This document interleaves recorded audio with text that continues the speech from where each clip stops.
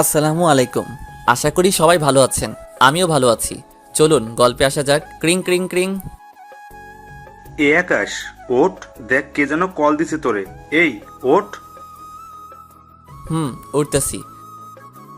চোখ খুলে ফোনটা হাতে নিয়ে দেখি অন্তর কল দিছে। ঘুম ঘুম চোখে কলটা রিসিভ করলাম। ওই শালা কয়টা বাজে, কলেজে আসবি না? আসবো তো। এত তারা কিসের? আর কয়টা বাজে? ভাইয়া কষ্ট করে টাইমটা নিজে একটু দেখে নিন কয়টা বাজে। স্যার কিন্তু 9:30-এ যাইতে বলছিল। ফোনের স্ক্রিনের দিকে তাকাই দেখি 10:09 বাজে। ওইতেই তো সালা। এখন কল দিলি কেন? না দিলেই পারতি। ভাই ভুল হইয়া গেছে, মাফ কইরা দেন ভাই। ওই শোন বল। ভাই, কলেজের কি খবর? তোর কপাল ভালো, স্যার এখনো আসে নাই, বলেছে 10:20-তে আসবে। ওকে দোস্ত, তুই কলেজে 5 মিনিট অপেক্ষা কর, আমি 10 মিনিটের মধ্যে আসতেছি। ভালো হইলি না। আচ্ছা তাড়াতাড়ি আয় ভাই। ওকে ওকে। লাফ দিয়ে বিছানা থেকে উঠলাম, দৌড়াইলাম ওয়াশরুমের দিকে। কোনো রকমে চোখে মুখে পানি দিয়া প্যান্ট শার্ট পরে রেডি হয়ে কলেজের দিকে যাইতেছি। চলেন পরিচয় পর্বটা সেরে নেই এখন। আমি আকাশ মাহমুদ। আমাদের পরিবারে বাবা মা, আমরা 2 ভাই, আর আমার ছোট কিউট কিউট 2টা বোন আছে। আমি বাবা মায়ের 2 মাত্র সন্তান, মানে মেজো ছেলে। আমি এখন ইঞ্জিনিয়ারিং পড়তেছি, ফরিদপুর পলিটেকনিক ইনস্টিটিউট। আর যার সাথে এতক্ষণ কথা বললাম তিনি হচ্ছেন আমার জিগরা দোস্ত অন্তর। আর ফোন করে কলেজে ডাকার কারণ হচ্ছে আজকে কলেজে প্র্যাকটিক্যাল পরীক্ষা আছে, তার জন্য। আমার আরও একটা ফ্রেন্ড আছে, নাম এনামুল। আমরা একসাথেই লেখাপড়া করি। পরিচয় দিতে দিতে কলেজে চলে আসলাম। ক্লাসের সামনে দাঁড়ায় আছি আর ভাবতেছি, স্যার আজকে যাই বলুক না কেন সব হজম করে নিব।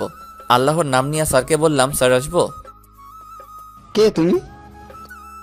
স্যার আমি আকাশ, চিনতে পারতেছেন না? জি বাবা, আমি আপনাকে খুব ভালো করে চিনতে পারছি। তা বাবা, আপনার আগমনের সময় কোনো সমস্যা হয়নি তো? না স্যার, কিছুই হয় নাই। তোর আসতে এত লেট হলো কেন? বোঝাই যাইতেছে স্যার অনেক রেগে আছেন। আসলে স্যার ম্যাসের একজন বন্ধু খুবই অসুস্থ হয়ে পড়ে, সেই জন্য আমি তাকে ডক্টরের কাছে নিয়ে গেছিলাম। সরি স্যার লেট করে আসার জন্য। আর এমনটা হবে না। আচ্ছা ঠিক আছে, এইবারের মতো মাফ করলাম। যা, খাতা নিয়ে পরীক্ষা শুরু কর। আমিও কথা মতো খাতার একটা পেজ নিয়ে অন্তরের পাশে গিয়ে বসলাম। ওই শালা তুই মিথ্যা বললি কেন? তুই তো ঘুমাইতেছিলি। আরে বেটা, বুঝলি না? এখন যদি সত্যিটা বইলা দিতাম তাইলে আর আজকে পরীক্ষা দিতে হইতো না। আচ্ছা বাদ দে, এখন 10:40 বাজে, তাড়াতাড়ি শেষ কর, অনেক ক্ষুধা লাগছে। ওকে ওকে। তারপরে পরীক্ষা শেষ করে আমি অন্তর আর এনামুল ক্যান্টিনে গিয়ে পেট ভোজন করে আসলাম। এখন ক্যাম্পাসে বসে আছি। আজকে অনেক আড্ডা দেব, কারণ হচ্ছে আজকে আমাদের সেমিস্টারের লাস্ট পরীক্ষা। তো আড্ডা দিতে দিতে দুপুর 2টা বেজে গেছে। এমন সময় আমার ফোনে বেজে উঠলো আর্টসেলের অনিকেত প্রান্তরের মিউজিক রিংটং। হাতে নিয়ে দেখে আম্মু কল দিছে। কল ধরে, হ্যালো আম্মু। তারপরে আম্মুর কথা শুনে আমি তো পুরাই অবাক হয়ে গেলাম। তার থেকে একটু বেশি খুশি হলাম, কারণ আসসালামু আলাইকুম আম্মু, কেমন আছেন? আমি ভালো আছি বাবা, তুই কেমন আছিস? হ্যাঁ আম্মু, আমিও ভালো আছি। কি করতেছিস? পরীক্ষার কি খবর? আম্মু আজকে পরীক্ষা শেষ হলো, তাই এখন আমি অন্তরা রেনামুল কলেজ ক্যাম্পাসে বসে আড্ডা দিতেছি। ওহ ভালো। তা শুন, একটা খবর দেওয়ার জন্য কল দিছি। একটু টেনশনে পড়লাম। আমাকে আমার কিসের খবর দেবে আম্মু? কি হয়েছে আম্মু? কোনো খারাপ খবর নাকি? তোমার কিছু হয়েছে নাকি আব্বুর কিছু হয়েছে? আরে পাগল ছেলে, আমাদের কিছু হয় নাই, আমরা সবাই ভালো আছি। ওহ, আল্লাহ বাঁচালে। তা বলো আম্মু, কিসের খবর? আসলে আমরা তোর ভাইয়ের বিয়ে ঠিক করছি, সামনের সপ্তাহে বিয়ে। তুই একটা কাজ কর, তোদের যেহেতু পরীক্ষা শেষ, তাহলে তুই অন্তর আর এনামুলরে নিয়ে বাড়িতে চলে আয়। মনে মনে আমি একটু অবাক হলাম। ভাইয়ার বিয়ে, কিন্তু ভাইয়ার তো গার্লফ্রেন্ড আছে। কই, আবার অন্য মেয়ের সাথে তো বিয়ে ঠিক করে নাই তো।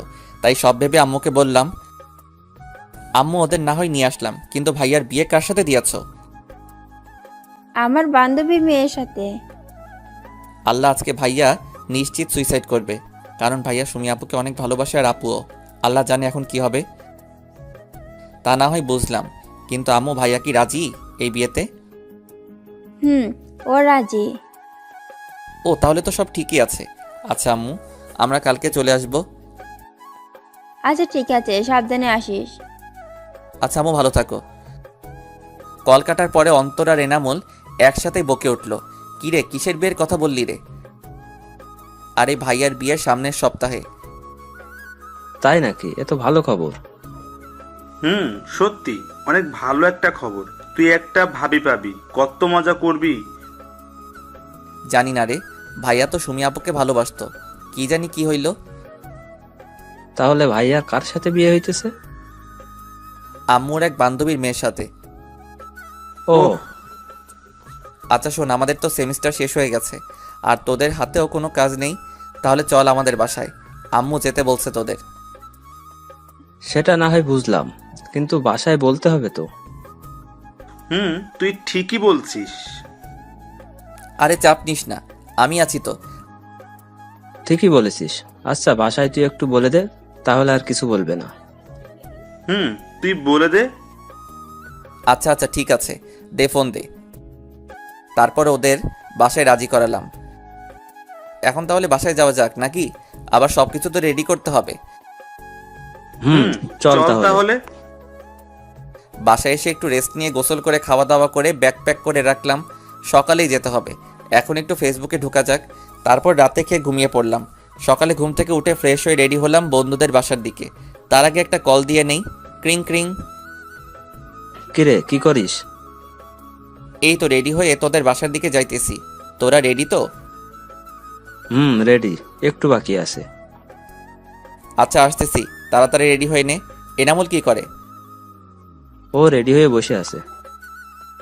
আচ্ছা আসতেছি। তারপরে ওদের নিয়ে বাসে উঠলাম। গন্তব্য আমাদের বাসা। প্রায় 4 ঘন্টা জার্নির পরে বাসায় পৌঁছালাম। বাসার সামনে গিয়ে কলিং বেল বাজাতেই আম্মু এসে দরজা খুলে দিল।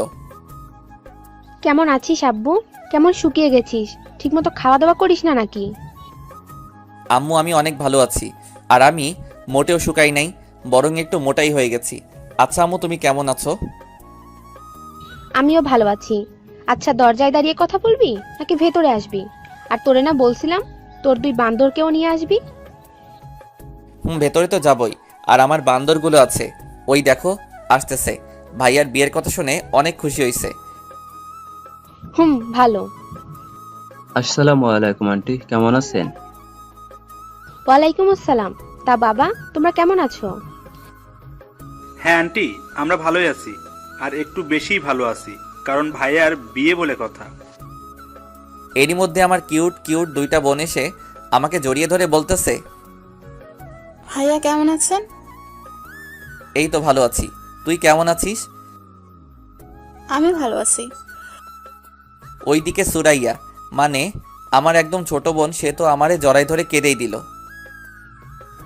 ভাইয়া কেমন আছিস? আর আমারে ফুলে তুই কেমনে থাকিস? আমার কথা কি তোর মনে পড়ে না? আরে পাগলি কাঁদছো কেন? আর আমি তো ভালোই আছি, তুমি কেমন আছো? এতক্ষণ ভালো ছিলাম না, এখন ভালো আছি। আচ্ছা চল ভিতরে চল। হ্যাঁ আচ্ছা আসো, ভিতরে আসো। আমরা ভিতরে আমার রুমে গিয়ে বসলাম, একটু রেস্ট নিয়ে ফ্রেশ হয়ে রুম থেকে বের হইলাম। আম্মু কই গেলা? ক্ষুধা লাগছে তো। এই তো রান্নাঘরে আছি আমি, হয়ে গেছে আমার। তুই ওদের নিয়ে টেবিলে বস, আমি আসতেছি। আচ্ছা। একটু পরে আম্মু খাবার নিয়ে আসলো, আর আমরা একসাথে খেতে বসলাম। আচ্ছা আম্মু, আব্বু কোথায়? ওদের আব্বু তো একটু বিজনেসের কাজে বাহিরে গেছে, চলে আসবে 2-3 দিনের মধ্যেই। ও আচ্ছা। তা সুমাইয়া, তোর লেখাপড়া কেমন চলতেছে? এই তো ভাইয়া ভালোই চলতেছে। ভালো করে পড়িস, আর মাত্র কয়েক মাস বাকি এসএসসির পরীক্ষার। আচ্ছা ভাইয়া। তা সুরাইয়া, আপনার কি খবর বুড়ি? ওই আমারে বুড়ি বলবি না, বলে দিলাম। আর আমার পড়া অনেক ভালো, সুমাইয়ার থেকেও। না রে ভাইয়া, ওর পড়ালেখা একদমই ভালো না। এই বছর একটা ফেল করেছিল। স্যার আমার চিনে, তাই স্যারের বললে পরের ক্লাসে উঠাই দিছি। ভাইয়া মিথ্যা কথা, আমি অনেক ভালো। ও মিথ্যা কথা বলতেছে। আমি মাত্র একটা বিষয় ফেল করছি। আচ্ছা আচ্ছা, কানতে হবে না, আমি তো জানি আমার বুড়িটা অনেক ভালো ছাত্রী। সে মাত্র একটা বিষয় ফেল করেছে, কিছুই হবে না, সামনের বার সে সবগুলাই পাশ করবে। এইবার তো 2তে অনেক ভালো করবা তাই না? ভাইয়া। আচ্ছা। ওই তোরা খা, কথা কম বল। তারপরে খেয়ে আমরা রুমে আসলাম। বিকেলের দিকে আমরা ঘুরতে বের হলাম। আমার কিছু এলাকার বন্ধুর সাথে বসে আড্ডা দিয়ে রাত 10টায় বাসায় আসলাম। তারপরে খাওয়া দাওয়া করে ঘুম দিলাম। এইভাবে 3 দিন পার করলাম। এর মধ্যে ভাইয়ারে কল করে বাসায় নিয়ে আসা হলো। ভাইয়া ঢাকা একটা সফটওয়্যার কোম্পানিতে চাকরি করে। দেখতে দেখতে গায়ে হলুদের দিন চলে আসলো।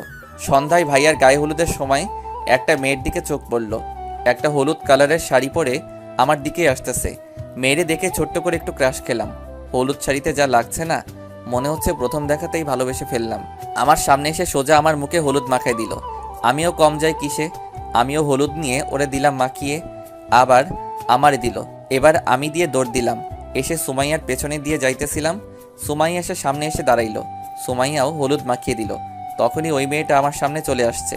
আর মেয়েটা সামনে আসতেই সুমাইয়া বলল, আরে মিথিলা, তোর এই অবস্থা হলে কি করে? এই যে আপনার ভাইয়ার জন্য। ওহ ভাইয়া, আপনারা তো বলাই হয় নাই। এর নাম মিথিলা, আমার বেস্টু। ও ইনি তাহলে তোর বেস্টু? জি ভাইয়া। তো ভাইয়া কেমন আছেন? ভালো আছি। তুমি কেমন আছো? আমিও ভালোই আছি। তো ভাইয়া, আপনার বড় ফেয়ার তো হয়ে গেল, আপনার কবে হবে? হবে, সময় হলেই হবে। কি, আপনার এখনো সময় হয় নাই? কই না তো, আমি তো এখনো ছোট আছি, বড় হয়ে নেই, তারপরে করব। হ্যাঁ, সে তো দেখাই যাচ্ছে আপনি কত ছোট।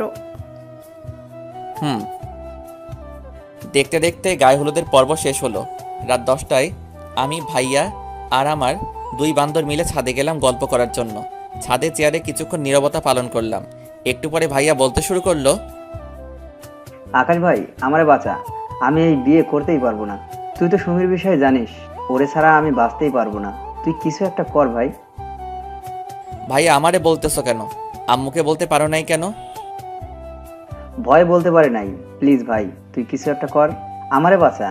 আর তুই যদি কিছু না করিস, তাহলে আমি এখন বলতেছি, আমি আজকে রাত্রে সুইসাইড করব। কি বলতেছো ভাইয়া? তুমি কি পাগল হয়ে গেছো? আমি পাগল হয়ে গেছি। সুমিরে ছাড়া আমি আর কাউকেই ভাবতে পারি না। আচ্ছা ঠিক আছে, আমি কিছু একটা করতেছি, তারপরেও পাগলামো করো না। তুমি একটা কাজ করতে পারো ভাইয়া, আজকে রাতেই পালাই যাও, পরে যা হবে সেটা দেখা যাবে। তুই বাঁচালি আমারে ভাই। আজকে রাতে পালাবো, ঠিক আছে, কিন্তু কিভাবে? সেটা আমি কি জানি। এমনিতে তুমি আম্মুর ভয় কিছুই বলতে পারবা না। আর তাছাড়া সুমি আপুকে ছাড়াও তুমি থাকতে পারবা না, তাই যা করার তোমাকেই করতে হবে। আর আমি তোমার কিছু বলতে গেলেই আমি ফেঁসে যাব। ভাই, তার কোনো দরকার নাই, নিজের কাজ নিজেই করো। আচ্ছা দেখি, আর কিছু হেল্প লাগলে বলবানি। প্লিজ ভাই, না করিস না। আচ্ছা, সেটা না হয় ভেবে দেখা যাবে, কিন্তু ভাইয়া তোমাকে একটা কথা বলার ছিল। হ্যাঁ বল। ভাইয়া তুমি পালাই যাইও না, আম্মুর তোমার উপর অনেক বিশ্বাস। প্লিজ ভাইয়া, সেটা তুমি নষ্ট করো না, তাহলে আম্মু অনেক কষ্ট পাবে।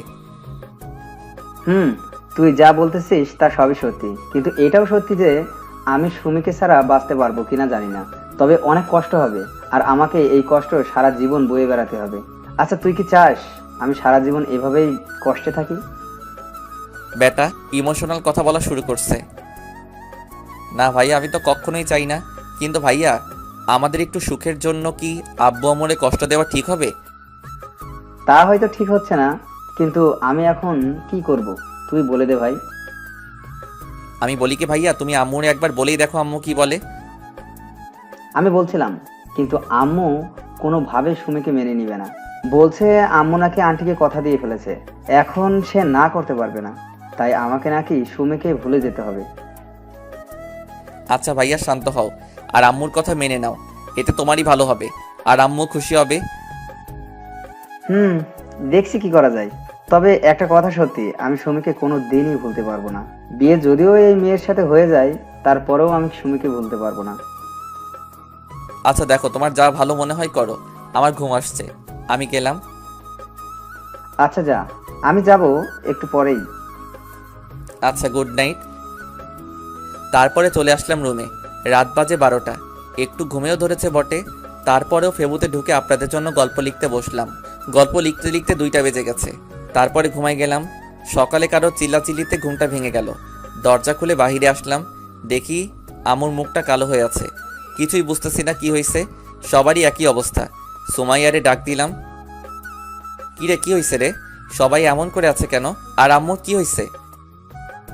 সুমাইয়া কোনো কথা না বলে একটা চিরকুট হাতে ধরিয়ে দিল। চিরকুটটা পড়ার পরে আমার তো নিজেই নিজেকে মারতে মনে চাইতেছে।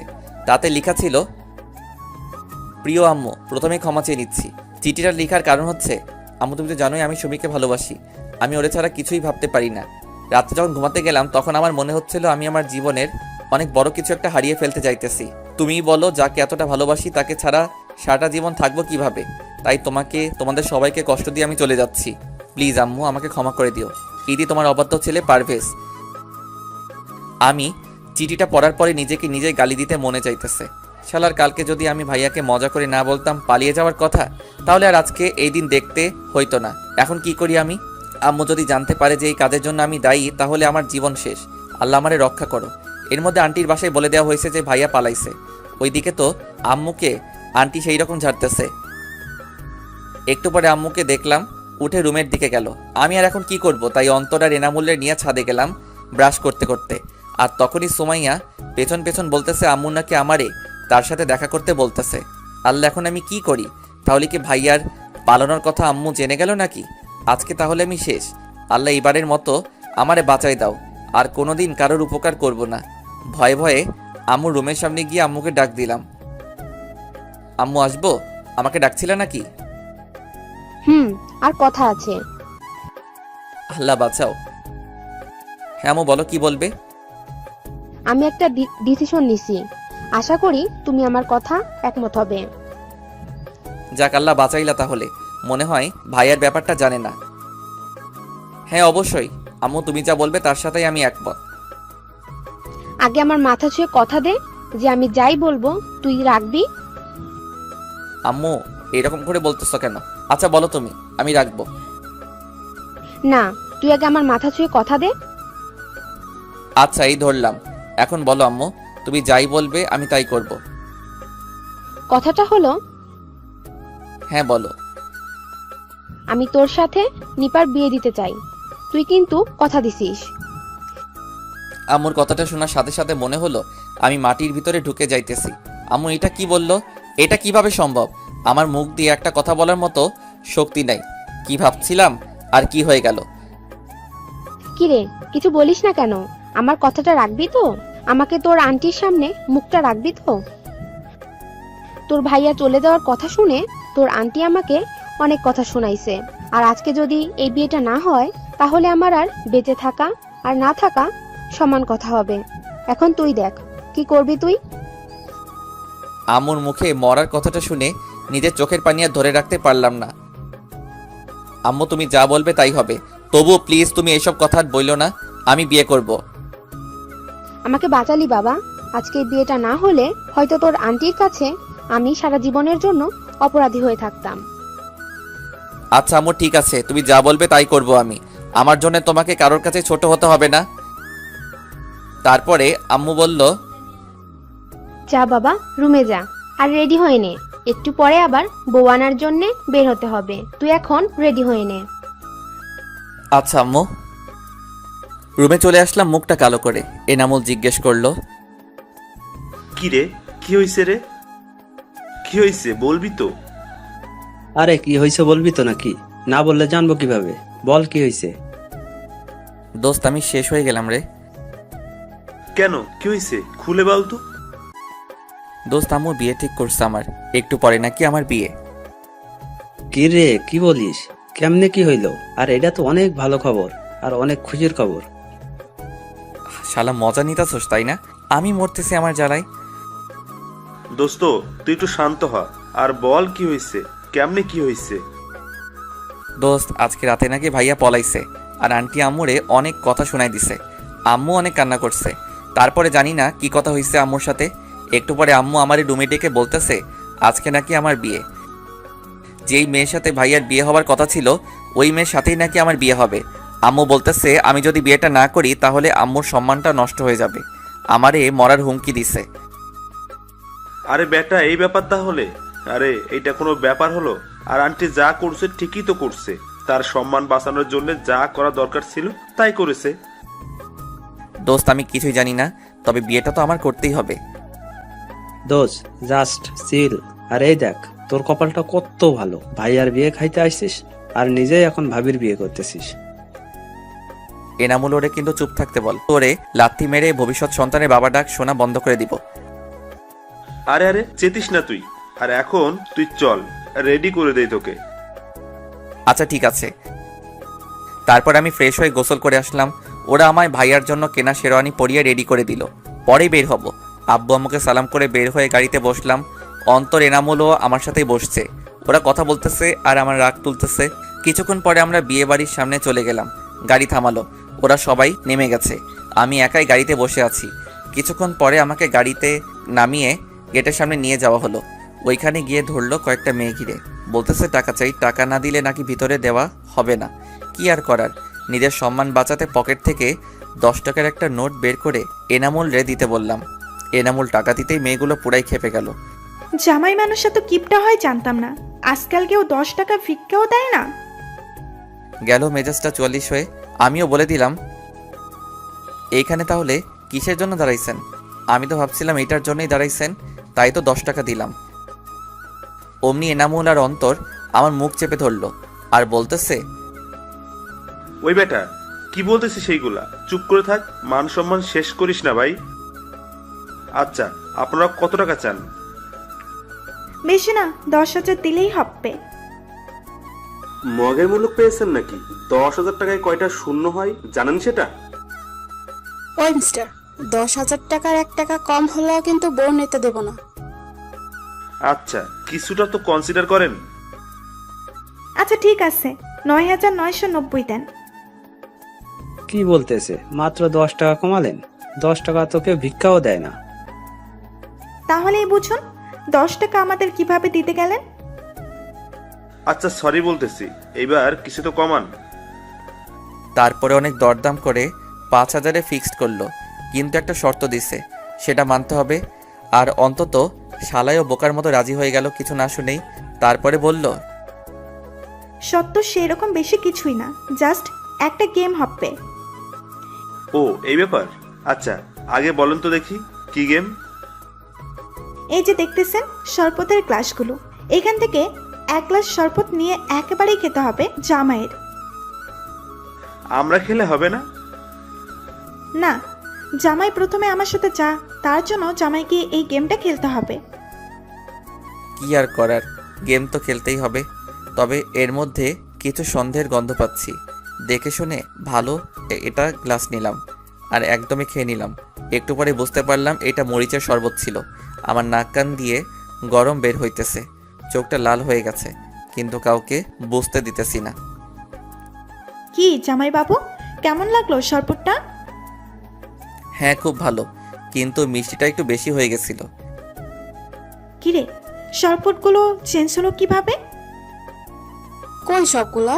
শরবতে তো মরিচে গুঁড়ে দেওয়া ছিল, কিন্তু মিষ্টির শরবত কিভাবে আসলো আমি জানি না। তারপরে মেয়েটা আমাকে বলল, হো তাই নাকি? তাহলে ঠিক আছে। শালার আমি তো বুঝতে পারতেছি আমার ভিতর দিয়ে কি হয়ে যাইতেছে। গেটের সব দেনা মিটিয়ে ভিতরে ঢুকলাম। আমার স্টেজে বসিয়ে রাখা হয়েছে, কিন্তু আমার 2 বান্দর এর একটারও দেখা পাইতেছি না। হয় মেয়ে পটানোতে ব্যস্ত, যাই হোক অনেকক্ষণ বসে থেকে মাজা ব্যথা হয়ে গেল। কি আর করার, বসে তো থাকতেই হবে। ওদেরকে ডেকে এনে ওদের সাথে আড্ডা দিলাম কতক্ষণ। তারপরে কাজী আসলেন আর বিয়ের কাজ সম্পন্ন করলেন। শ্বশুর বাড়িতে বিয়ের সকল ফর্মালিটিস মেনে এখন বিদায় সময় হয়ে গেল। মেয়েরা যে এত কান্না করতে পারে, আমার বিয়ে না করলে হয়তো জানতেই পারতাম না। বিদায়ের সময় শ্বশুর আব্বাজান আমার হাত ধরে বললেন, বাবা, আমার একমাত্র মেয়ে আমি তোমার হাতে তুলে দিলাম, তুমি ওরে একটু দেখে রেখো বাবা, ওরে কখনো কষ্ট দিও না। আব্বু আপনি চিন্তা করবেন না, আমি থাকতে ওর কখনোই কষ্ট হবে না।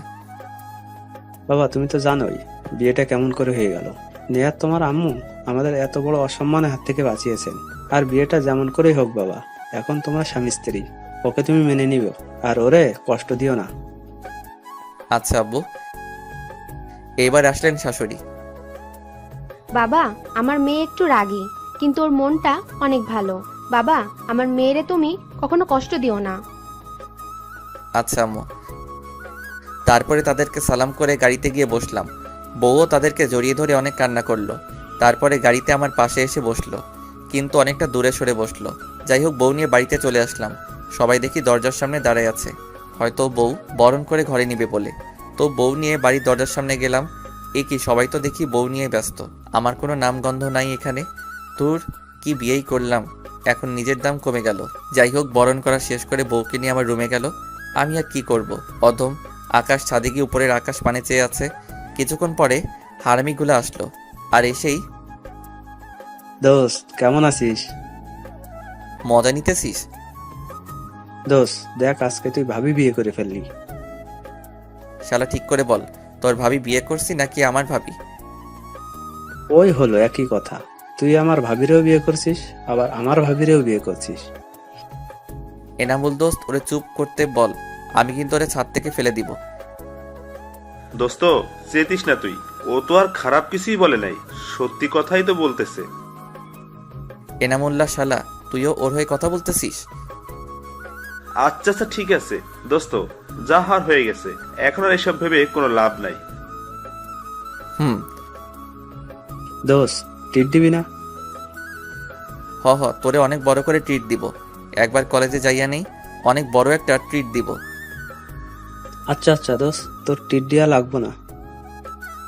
কেন, ট্রিট দিব নে, রেডি থাকিস। এর মধ্যে আম্মু ছাদে আসছে, আর এসে বলতেছে, কিরে আকাশ, এইখানে কি করিস? আম্মু কিছু না, এই তো আমরা বসে আড্ডা দিতেছি। আজকের দিনেও আড্ডা দিতে হয়? ঘরে বৌমা একা বসে আছে, যা রুমে যা। আচ্ছা আম্মু। আম্মু চলে গেল। দোষ, যা তাহলে বাসর ঘরে, আজকে কিন্তু বিড়াল মারতেই হবে। ওই শালা বিড়াল কেন মারবো? আরে বাসর রাতে বিড়াল মারতে হয়, তুই ঘরে যা, সব বুঝতে পারবি। আচ্ছা। অন্তত আর এনামুল আমারে আমার রুমের সামনে নিয়ে গেল। আমার কেমন যেন ভয় ভয় লাগতেছিল। আজকে নিজের রুমে নিজের যাইতেই ভয় পাইতেছি। এমনটা কেন হইতেছে বুঝতে পারতেছি না। হয়তো আজকে এক অপরিচিত কারোর সাথে একই ছাদের নিচে একই ঘরে থাকতে হবে। হয়তো আজকের পর থেকে আমার জীবনের পথ চলাটা পাল্টে যাবে। সব ভয় উপেক্ষা করে রুমে ঢুকেই পড়লাম, আর বাহির থেকে দরজাটা লাগিয়ে দিছে হারামিগুলা। আমিও ভিতর থেকে দরজা লাগিয়ে দিলাম। আস্তে আস্তে খাটের দিকে এগোতে লাগলাম। বউ এসে আমাকে সালাম করে আবার খাটে গিয়ে বসলো। আমি আর কিছু না বলে খাটের একপাশে বসলাম। তখনই নিপা, বউয়ের নাম আগেই হয়তো বলেছিলাম, বলতে শুরু করলো, কেন করলেন আপনারা আমার সাথে এমনটা? কি বলতেছেন? আমি তো কিছুই করি না। হ্যাঁ, আপনি কিছুই করেন নাই, কিন্তু আপনারাই তো এসব করছেন। কেন আমার সাথেই কেন? দেখুন, যা হয়েছে সব ভাইয়ার জন্য হয়েছে। এখানে আমাদের কারোর কোনো দোষ নেই। ভাইয়া একটা মেয়েকে ভালোবাসতো, তাকে ছাড়া আপনাকে বিয়ে করতে পারবে না, তাই চলে গেছে। আপনারা আমার সাথে এমনটা না করলেও পারতেন। জানেন একটা মেয়ের কত স্বপ্ন থাকে? আমারও অনেকগুলো স্বপ্ন ছিল। আমি কোনো দিন রিলেশন করিনি, কারণ আমার সব ভালোবাসা আমার স্বামীর জন্য রেখে দিয়েছিলাম। আপনার ভাইয়ার সাথে বিয়ে ঠিক হওয়ার পর থেকে তাকে নিয়েই ভাবতে শুরু করেছিলাম। অত এক মুহূর্তেও সব এলোমেলো করে দিল। যাই হোক, যা হওয়ার হয়ে গেছে। তবে আমার কিছু কথা আছে, আশা করি আমার কথাগুলো মেনে নেবেন। হ্যাঁ বলুন। আমি এখনো আপনাকে স্বামী হিসেবে মেনে নিতে পারি নাই। হয়তো কোনো মেয়ের পক্ষেই এত তাড়াতাড়ি মেনে নেওয়া সম্ভব না, তাই আমার কিছুদিন সময় চাই। আশা করি আমি না বলা পর্যন্ত আমার কাছে আসার চেষ্টা করবেন না। ওকে, এখন আপনি ঘুমিয়ে পড়ুন। আমি আমার ড্রয়ার থেকে সিগারেটের প্যাকেট বের করে বারান্দায় গেলাম। আমি আবার সিগারেট খাই, তবে খুব বেশি না, অল্প। গিয়ে দরজাটা বাইরে থেকে বন্ধ করে দিলাম। রাত তখন 1টা বাজে। সিগারেট খাচ্ছি আর ভাবছি নিপার কথা। সত্যি আমরা ওর সাথে হয়তো খারাপ করেই ফেলেছি। এমনটা ভাই আর না করলেও পারতো। সত্যি তো, একটা মেয়ের অনেকগুলো স্বপ্ন থাকে, আর আমরা তা নষ্ট করে দিলাম। হ্যাঁ, আমাকে ওর কথাগুলো মানতেই হবে। ও যতদিন নিজ ইচ্ছায় না বলবে, ততদিন আমি ওরে টাচ করব না। অনেকক্ষণ বসে থেকে কেমন ঘুম ঘুম পাচ্ছে। এইদিকে সিগারেটও শেষ। যাই গিয়ে ঘুমিয়ে পড়ি। রুমে ঢুকতে দেখলাম নিপা ঘুমিয়ে আছে। ওর চুলগুলো ফ্যানের বাতাসে উড়ে একবার মুখে পড়ছে, আবার সরে যাচ্ছে। ঘুমন্ত অবস্থায় একটা মেয়েকে এতটা সুন্দর লাগে আমার আগে জানা ছিল না। আমি একধানে চেয়ে আছি, মন চাইছে একবার গিয়ে ওর চুলগুলো ছুঁয়ে দেই, একবার ওর নরম ঠোঁটগুলো ছুঁয়ে দেই, কিন্তু না, আমি তো এইটা করতেই পারি না। ও নিজেই বারণ করছে। যাই হোক, অনেকক্ষণ এইভাবে দাঁড়িয়ে থেকে ভাবলাম এখন আমি কোথায় ঘুমাই। একই খাটে ঘুমাইতে গেলে রাতে হয়তো টাচ লেগে যেতে পারে, তার থেকে ভালো আমি সোফায় ঘুমাই। যেই ভাবা সেই কাজ, সোফায় ঘুমিয়ে পড়লাম। সকালে ঘুম ভাঙলো কারোর ডাকে। চোখ খুলে দেখি নিপা ডাকতেছে, হয়তো মাত্রই গোসল করছে। চুল থেকে পানি টপ টপ করে পড়তেছে, মুখেও কিছুটা পানির ফোঁটা লেগে আছে। এক নজরেই তাকিয়ে আছি ওর দিকে। এ যেন এক নেশার মতো কাজ করছে। সব কিছুই আমার এলোমেলো হয়ে যাচ্ছে। আমার নেশা কাটলো নিপার ডাকে। এই যে কি হলো, ডাকছি শুনতে পাচ্ছেন না? কি হলো, কথা বলছেন না কেন? হ্যাঁ হ্যাঁ, কি কি হলো, কতক্ষণ ধরে ডাকতেছি, শুনেন নাই নাকি? হ্যাঁ না মানে না। হ্যাঁ কি না শুরু করছেন? উঠেন, আম্মু ডাকতেছে, খেতে যাওয়ার জন্য বলতেছে।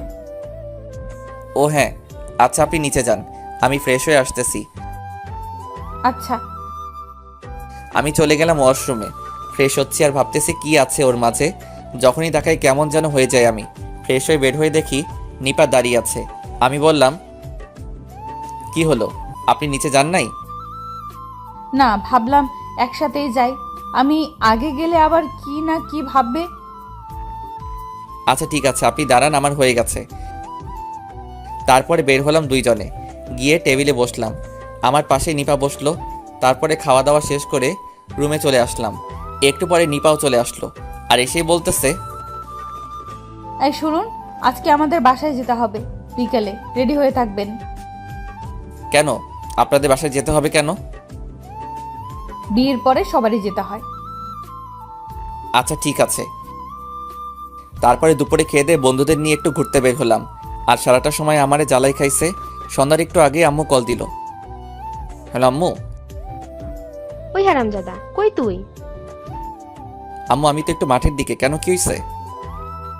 তোরে বৌমা সকালে বলে নাই আজকে ওদের বাসায় যেতে হবে? আম্মু ভুলে গেছি। তাড়াতাড়ি বাসায় আয়, তোর শ্বশুর আসছে। আচ্ছা আম্মু। ফোনটা রেখে ওদেরকে নিয়ে বাসায় চলে গেলাম। গিয়ে দেখি শ্বশুর আসছে, সাথে আরও কয়েকজন। গিয়ে সালাম করলাম, তারপরে কিছু কথা বললাম। সন্ধ্যার পরে গেলাম শ্বশুর বাড়ি, সাথে আমার 2 বান্দরও আছেন। শ্বশুর বাড়ি গিয়ে মনে হয় বিপদেই পড়ে গেলাম। এত খাতির যত্ন। খাবার টেবিলে গিয়ে তো আমি অবাক। এত খাবার আর কমপক্ষে 30 পদে রান্না করছে। যাই হোক, খাওয়া দাওয়া করে রুমে গেলাম।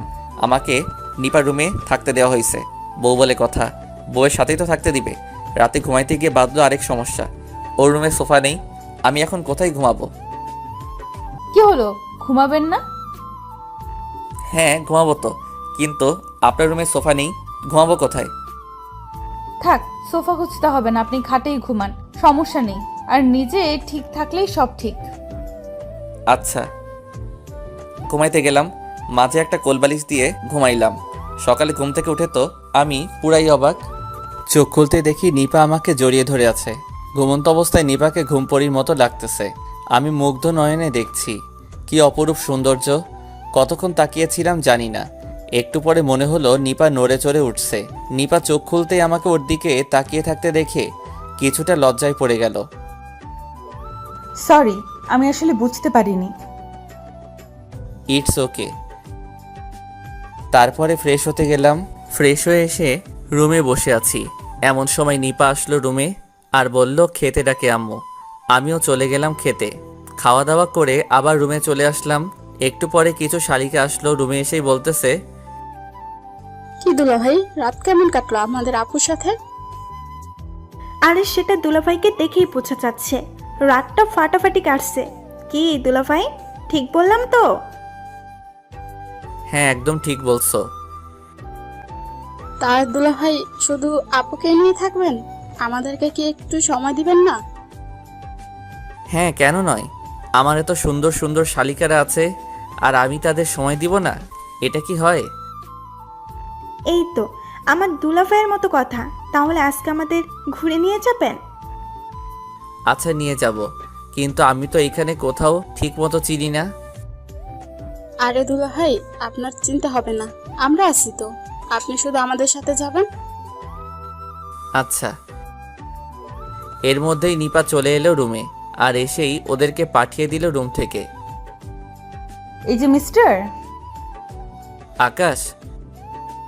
হ্যাঁ, আপনাকে ওরা কি বলতেছিল? কই কিছু না, এমনি আড্ডা দিচ্ছিলাম।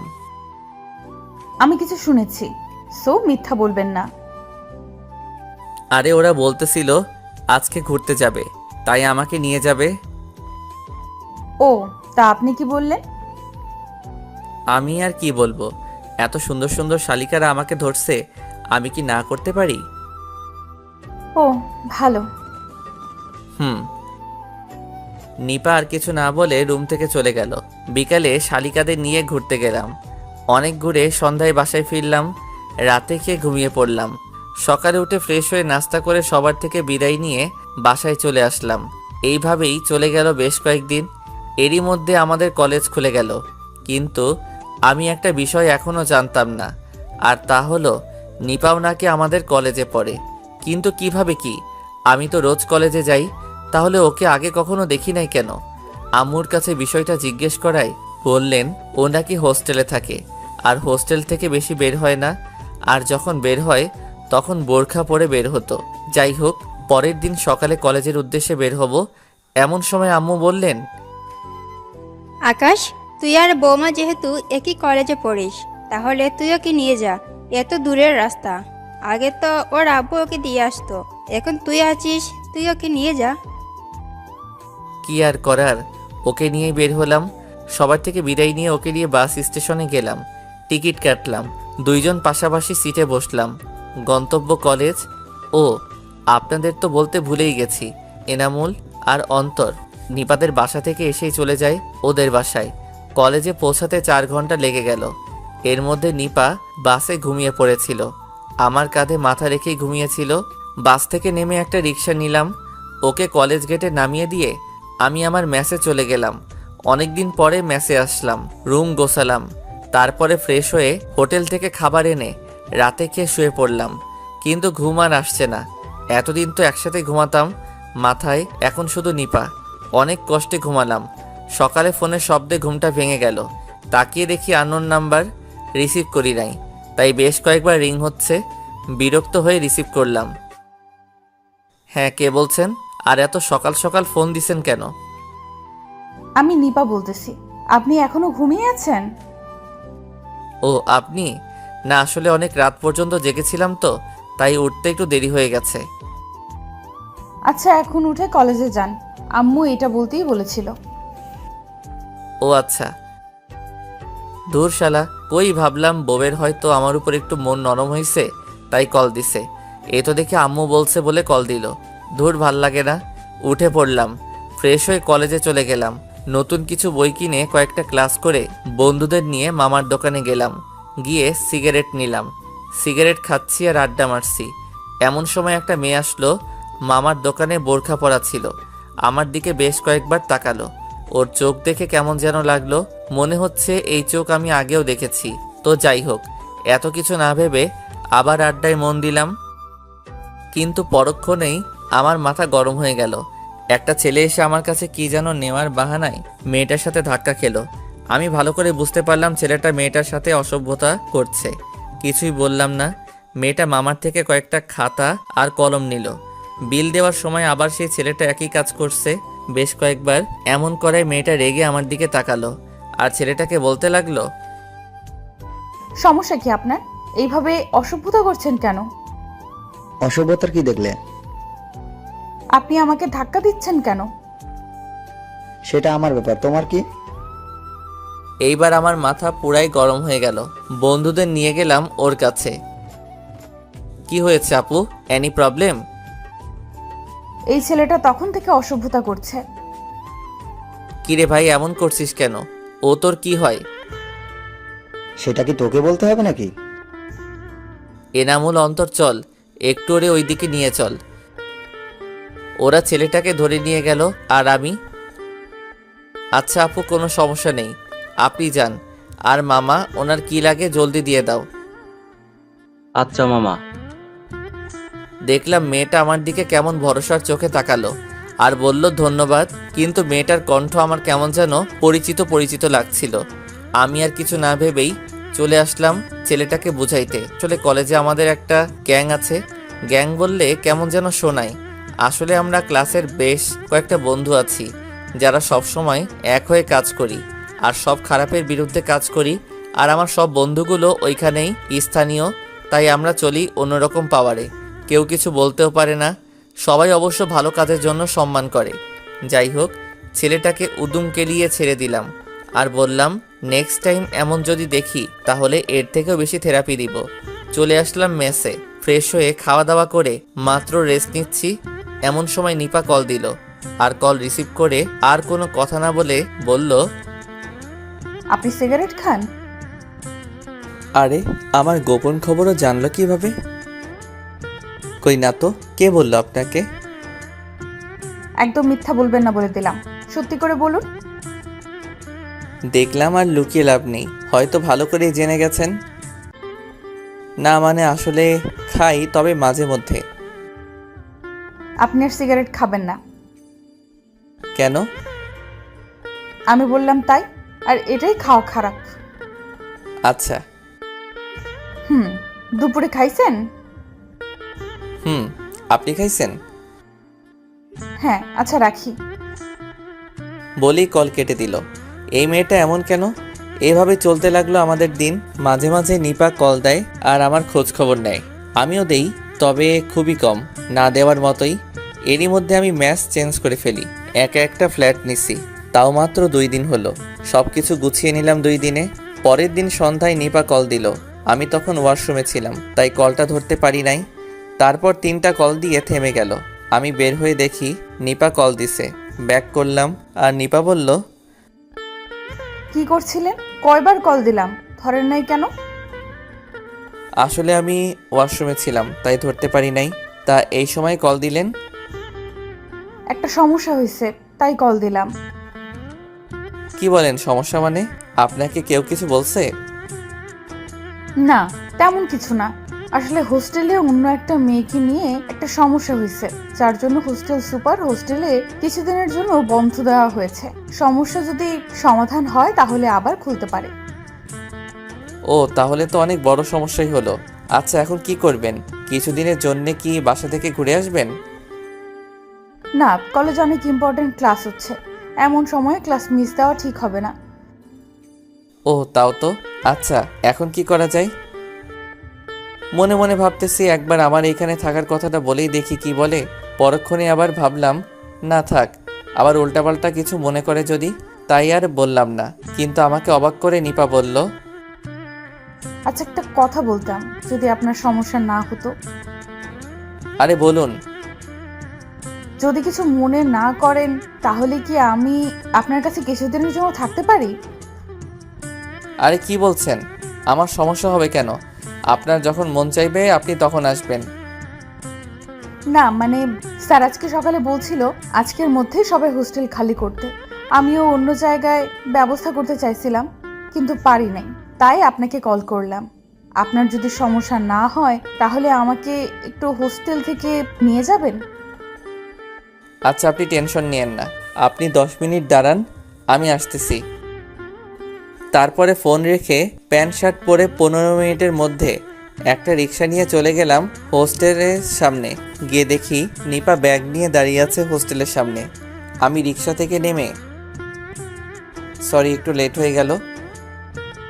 আচ্ছা সমস্যা নেই। তাহলে চলুন।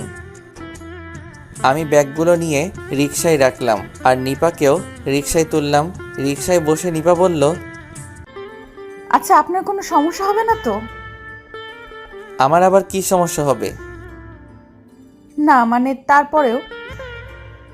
না, আমার মোটেও কোনো সমস্যা হবে না। আচ্ছা ঠিক আছে তাহলে। চলে আসলাম আমার বাসার সামনে। রিক্সায় বিল মিটিয়ে নিপাকে নিয়ে আমার ফ্ল্যাটে চলে আসলাম। অবশ্য ফ্ল্যাটটা 2 রকমের, তাই কোনো সমস্যা হলো না।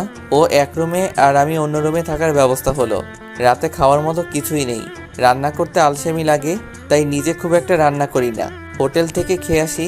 তাই এখন নিপাকে বললাম, আচ্ছা, আপনি তো রাতে মনে হয় কিছু খান নাই। আপনি রুমে থাকেন, আমি আসতেছি। কোথায় যাবেন? নিচে যাচ্ছি কিছু খাবার আনতে। ও আচ্ছা, তাড়াতাড়ি আসবেন। আমার কেমন যেন ভয় ভয় লাগছে। আচ্ছা, 5 মিনিটের মধ্যে চলে আসবো। আচ্ছা। চলে গেলাম নিচে। রেস্টুরেন্ট থেকে 2 প্যাকেট বিরিয়ানি নিয়ে আসলাম। রুমে ঢুকতেই নিপা কিছুটা ভয় পেয়ে গেল। আমাকে দেখে মনে হলো কিছুটা স্বস্তির নিঃশ্বাস ফেললো। কি হয়েছে, ভয় পেয়েছেন নাকি? কিছুটা। আরে ভয়ের কিছুই নেই, আমার এই ফ্ল্যাটে কেউ আসবে না। হুম আপনি ফ্রেশ হয়েছেন? হুম আচ্ছা, তাহলে আপনি বসুন, আমি আসতেছি। চলে গেলাম কিচেনে। 2টো প্লেট ধুয়ে সাথে পানি নিয়ে খেতে বসলাম। খাওয়া শেষ করে নিপার রুমে ঘুমাইতে দিলাম। বর্ষার দিনে বৃষ্টি যেন কাউকে কিছু না বলে চলে আসে। অর্ধেক রাতে মনে হলো প্রচণ্ড বৃষ্টি হবে। বাতাস বইছে, আর একটু পর পর বজ্রপাত হচ্ছে। খুব কাছেই হয়তো একটা বজ্রপাত হয়েছে, প্রচণ্ড শব্দ হয়েছে। ওই ঘর থেকে নিপা চিৎকার দিয়ে উঠল। একটু পরে দেখি নিপা কাঁথা আর বালিশ নিয়ে আমার রুমের দরজার সামনে দাঁড়িয়ে আছে। কি হলো, ঘুমাননি? হ্যাঁ, কিন্তু প্রচন্ড শব্দ হচ্ছে, খুব ভয় লাগছে। ও, শুয়ে পড়ুন, কিছু হবে না। যদি কিছু মনে না করেন তাহলে আমি কি আপনার রুমে ঘুমাতে পারি? হ্যাঁ, কেন নয়, আসুন। কিন্তু একটু সমস্যা আছে। কি সমস্যা? আসলে আমার বেড তো একটা, আর একটু ছোট বটে। তাহলে কিভাবে কি? সমস্যা নেই, আমি থাকতে পারবো। আচ্ছা, ঠিকই আছে, তাহলে আসুন। হুম নিপা বালিশ নিয়ে আমার পাশে শুয়ে পড়ল। খাটটা একটু ছোট হওয়ায় নিপা আর আমি অনেকটা গা ঘেঁষে শুয়ে পড়লাম। একটু পরে মনে হলো নিপা কাঁপছে। কপালে হাত দিয়ে দেখি অনেক জ্বর। কি করি এখন? তাড়াতাড়ি উঠে পড়লাম আর একটা গ্লাসে পানি আনলাম, আর আমার রুমালটা ভিজিয়ে ওর কপালে জলপট্টি দিতে থাকলাম। এতে দেখি ও আরও কাঁপছে, মনে হয় শীত লাগছে। তাই আমার কম্বলটা ওর গায়ে তুলে দিলাম আর জলপট্টি দিতে থাকলাম। তারপরেও দেখি শীতে কাঁপছে। এখন কি করব কিছুই মাথায় আসছে না। আর কিছু না ভেবেই আমিও ওর সাথে কম্বলের নিচে ঢুকলাম আর ওকে শক্ত করে জড়িয়ে ধরলাম। এতে হয়তো কিছুটা ওর শরীরের কাঁপুনি কমেছে। ওকে এইভাবে জড়িয়ে ধরে কখন যে ঘুমিয়ে পড়লাম মনে নেই। সকালে চোখ খুলে দেখি এখনও আমি ওকে জড়িয়ে ধরে আছি, আর নিপা আমার আগে জেগে গেছে আর আমার দিকে তাকিয়ে আছে। আমি তাড়াতাড়ি ওকে ছেড়ে দিয়ে একটু দূরে সরে গেলাম, আর নিপা হয়তো বাস্তবে ফিরে এসেছে। আমি বললাম, সরি, আসলে রাতে। থাক, বলতে হবে না, আমি জানি। ও আচ্ছা, আপনি কিছু মনে করেন নাই তো? আমি কি মনে করব? আপনি আমাকে ধরতেই পারেন। বুঝলাম না। আপনার বুঝতেও হবে না। আচ্ছা, আমার বুঝতে হবে না। এখন দেখি তো জ্বর আছে কি না। এই বলে ওর কপালে হাত দিলাম। না, এখন আর জ্বর নেই। কিন্তু ও কি বলল, আর আমার বুঝতে হবে না কেন? যাই হোক, তারপর ওকে বললাম, এখন কেমন লাগছে? এখন অনেক ভালো লাগছে। আপনি আমার সেবা করছেন, আর আমি কি ভালো না হয়ে থাকতে পারি? হইছে, এখন আর এত কথা বলতে হবে না। আপনি উঠে ফ্রেশ হয়ে নিন, আমি খাবার নিয়ে আসতেছি। খাবার আনতে হবে না, আপনি বাজার করে নিয়ে আসুন, আমি রান্না করব। কি বলছেন আপনি? এখন অসুস্থ, আপনি পারবেন না। আমি বলছি না আমি ঠিক আছি। আপনি বাজার করে নিয়ে আসুন, আমি পারবো। কি আর করার, বাজার করেই আনলাম। আর আসার সময় কিছু হালকা খাবার নিয়ে আসলাম। সকালে রান্না করে দুইজনে খেয়ে কলেজে চলে গেলাম। আসার সময় ওকে নিয়েই ফিরলাম। রাতে আবার একই অবস্থা, আবার জ্বর। কি আর করা, গত রাতের মতো আজকেও জলপটে দিলাম, পরে জড়িয়ে ধরে শুয়ে পড়লাম। কিন্তু আজকে কেমন যেন লাগছে নিজের ভেতরে। হয়তো নিজের ভিতরে পুরুষত্ব জেগে উঠতেছে। অনেক কষ্ট করে কন্ট্রোল করলাম, তবুও মন চাইছে কিছু একটা হয়ে যাক। ও তো আমারই স্ত্রী, আমার সম্পূর্ণ অধিকার আছে ওর উপরে। এসব ভাবছি এমন সময় নিপা জ্বরের ঘরে আমাকে জড়িয়ে ধরে আর জ্বরের ঘরে বলতে থাকে, আকাশ, আমি তোমাকে ভালোবাসি, কিন্তু তুমি আমাকে একটুও ভালোবাসো না। আকাশ, কেন আমায় ভালোবাসো না? আমি কি দেখতে খারাপ? কি নেই আমার মাঝে? তোমার কি একবারও মন চায় না নিজের বউকে আদর করতে? আকাশ, আমি তোমাকে সত্যিই অনেক ভালোবাসি, একবার আমাকে ভালোবেসেই দেখো।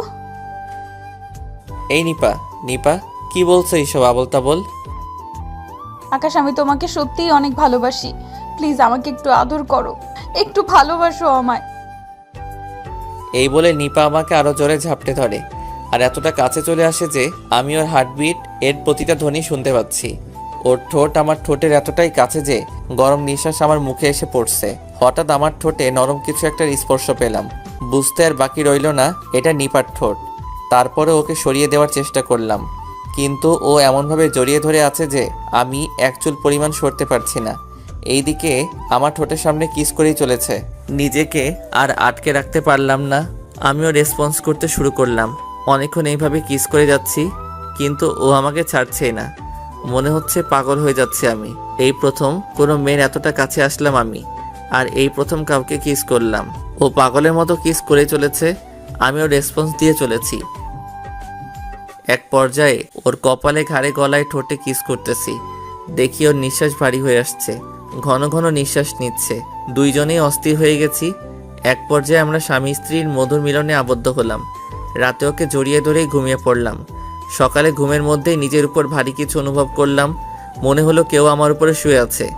ঘুম ঘুম চোখে একবার চেয়ে দেখি নিপা আমার দিকে অপলক দৃষ্টিতে তাকিয়ে আছে। এখন পুরোপুরি ঘুমটা ভেঙে গেল। তাড়াতাড়ি ওকে আমার উপর থেকে নামিয়ে দিলাম। হঠাৎ রাতের কথা মনে পড়ে গেল। নিজের মধ্যে কেমন যেন অপরাধ বোধ কাজ করছে। কি করে পারলাম ওর সাথে আমি এমনটা করতে? আমি তো নিজেই ওকে বলেছিলাম আমি ওর অনুমতি ছাড়া ওকে টাচ করব না। আর আমি কিভাবে এই কাজটা করলাম? সরি। সরি কেন? না মানে কি হয়েছে? আর এইভাবে বলছো কেন? এই প্রথম আমাকে তুমি করে ডাকলো, নিজের মধ্যে কেমন যেন লাগলো। আসলে আমি সত্যি সরি কালকে রাতের ঘটনার জন্য। আমি সত্যি বলছি, আমি ইচ্ছে করে এইসব করিনি। প্লিজ আমাকে ক্ষমা করে দিবেন, প্লিজ। আরে আরে, তুমি এইভাবে বলছো কেন? আর এত সরি বলতে হবে না। প্লিজ, আমি তো নিজেই একদিন তোমাকে বলেছিলাম, সরি আপনাকে বলেছিলাম আপনার অনুমতি ছাড়া আপনাকে টাচ করব না। কিন্তু সত্যি বলছি, রাতে যা হয়েছে আমি সেটা ইচ্ছে করে করিনি। আমি জানি রাতে কি হয়েছিল, আর আমি কিছুই মনে করিনি। আর এতে তোমার কোনো দোষ নেই। মানে? হ্যাঁ, আমি জানি রাতে কি হয়েছিল, আর তোমার কোনো দোষ নেই। আর যদি দোষের কথা বলেই থাকো তাহলে দোষ আমি করেছি, কারণ রাতে আমি ইচ্ছে করেই এমনটা করেছিলাম। মানে? কিন্তু কেন? এত মানে মানে করছো কেন? আর তুমি আমাকে আপনি আপনি করছো কেন? এখন থেকে তুমি করে ডাকবে, ওকে? সেটা না হয় ডাকা যাবে, কিন্তু আপনি আগে আমার কথার উত্তর দিন। আপনি ইচ্ছে করে করেছেন মানে কি? হ্যাঁ বলবো, তবে একটা শর্তে। ওকে, কি শর্ত বলুন? এখন থেকে আমাকে তুমি করে রাখতে হবে। আচ্ছা ডাকবো, এখন আগে আমার উত্তর দিন। আবার আপনি বলতেছো? আগে তুমি করে বলো, তারপরে। ওকে ওকে, এখন তুমি বলো প্লিজ। আরে বোকা, রাতে আমি যা করেছিলাম সব ইচ্ছে করেই করেছি, যাতে তোমার আদর পাই। কিন্তু আপনি তো বলেছিলেন। হ্যাঁ আমি বলেছিলাম, তখন তোমাকে অন্যরকম মনে করতাম। এখন তোমাকে নিজের স্বামী মনে করি। আর প্রতিটা স্বামীর তার স্ত্রীর উপরে অধিকার থাকে, আর প্রতিটা স্ত্রীর তার স্বামীর উপর। আমি আমার আর তোমার অধিকার ফিরিয়ে দিলাম, আর আমিও ফিরে পেলাম। এত অবাক হওয়ার কিছুই নাই। আমরা স্বামী স্ত্রী, আমাদের মাঝে এইটা হওয়া খুবই স্বাভাবিক ব্যাপার। তাই আমি চাই আমার স্বামী আমাকে সব সময় ভালোবাসুক। তাই নাকি? গো। এতক্ষণ আমি লক্ষ্য করলাম আমার গায়ে কিছুই নেই। কিছুটা লজ্জা পেয়ে গেলাম, তাই তাড়াতাড়ি বেডের কাঁথাটা নিজের উপর দিয়ে দিলাম। কিন্তু নিপা সেটা হতে দিল না, কাঁথা টেনে নিচে নামিয়ে দিল। এই কি করছো? কাঁথা দিচ্ছ কেন? তো কি করব? দেখছো না আমার গায়ে কিছুই নেই। রাতে গায়ে দিতে মন ছিল না। রাতে তো ঠিকই সব খুলে ফেলেছিলে, এখন এত লজ্জা কিসের? হয়েছে, থাক, আর লজ্জা পেতে হবে না। যা করার তা তো রাতেই করে ফেলেছো, এখন আর লজ্জা করে কি হবে? আর তাছাড়া আমি তো তোমার সবই দেখে ফেলেছি, তাই আমার সামনে লজ্জা পেতে হবে না। ইস, কি বলে এই মেয়ে, লজ্জা শরম বলতে কি কিছুই নেই? কিভাবে বলছে কথাগুলো। জি, এখন আমাকে একটু আদর করো। কি এখন? আমি পারবো না। ওই কি বললি তুই?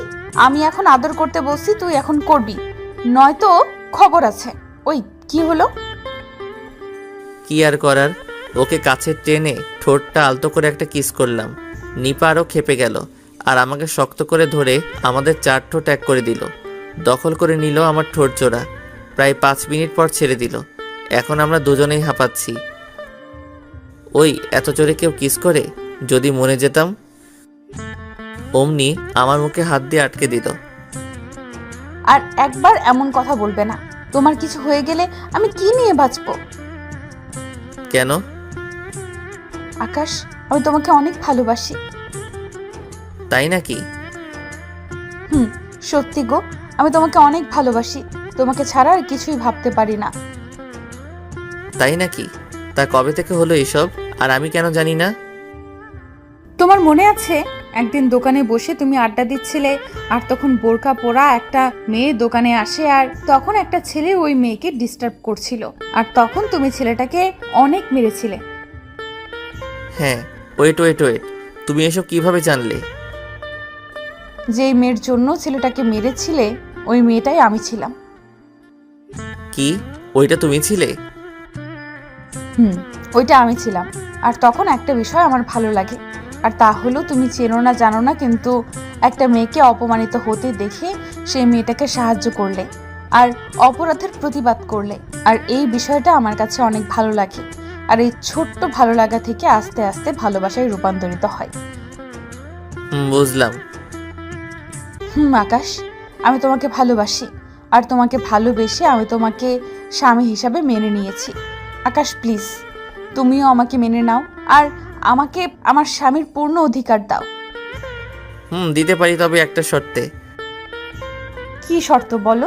আমি তোমার সব শর্ত মেনে নিতে রাজি। আমাকে এখন থেকে অনেক অনেক অনেক ভালোবাসতে হবে, আর এখন এই মুহূর্তে আমাকে আবার একটা কিস করতে হবে। ও এই ব্যাপার? আমি তো তোমাকে ভালোবাসি। সত্যি বলতে আমি তোমাকে আমার নিজের থেকেও বেশি ভালোবেসে ফেলেছি। আর রইল কিস, সেটা এখন না, আগে ফ্রেশ হয়ে আসো তারপরে।